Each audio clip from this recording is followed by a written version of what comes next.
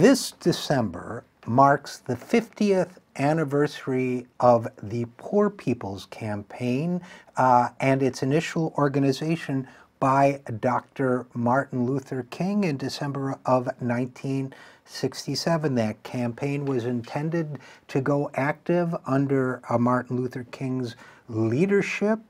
Later in that year of 1968, Dr. King, of course, tragically assassinated. Before that could take place, the Poor People's Campaign eventually did take place under Dr. Abernathy, but who knows what might have been had tragedy not intervened. Now, we learned that a number of members of the clergy are trying to revive the Poor People's Campaign, or at least a similar kind of campaign.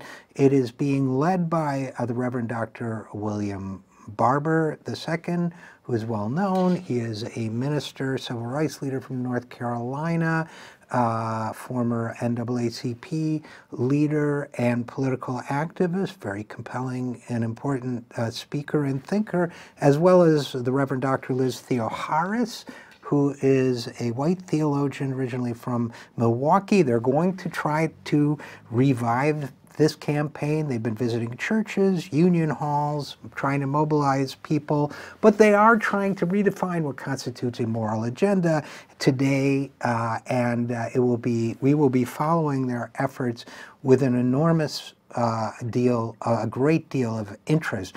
Now, in reflecting back on the Poor People's Campaign and the Poor People's March on Washington, interesting to note that Dr. King conceived of it as a movement of poor people of all backgrounds. Dr. King, of course, perhaps the greatest civil rights leader this nation has ever produced. I think few would challenge that description. Also described himself as a democratic socialist, also believed that individual freedoms could not be won without economic freedom.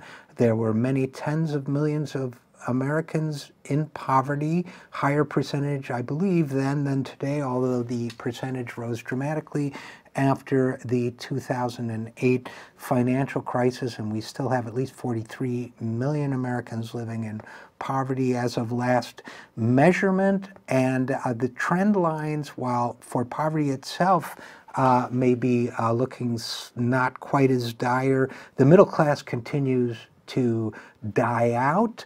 That, according to studies by Pew and others, we reported on some of those studies last year, median income for middle-class households falling by 5% between 2000 and 2014. The number of people qualifying as middle class around the country dropping dramatically, and very few of those people are ascending into the upper class. Most of them are falling into lower income or poor categories. So the Poor People's Campaign is something we still need in this country. It is still unconscionable that Americans must go without health care or food or adequate shelter, that 1 child in 5 in this country lives in poverty, that those statistics are considerably higher for Black people. Now, the notion of a multiracial Poor People's Campaign was radical and unique in its time in 1967 when Dr.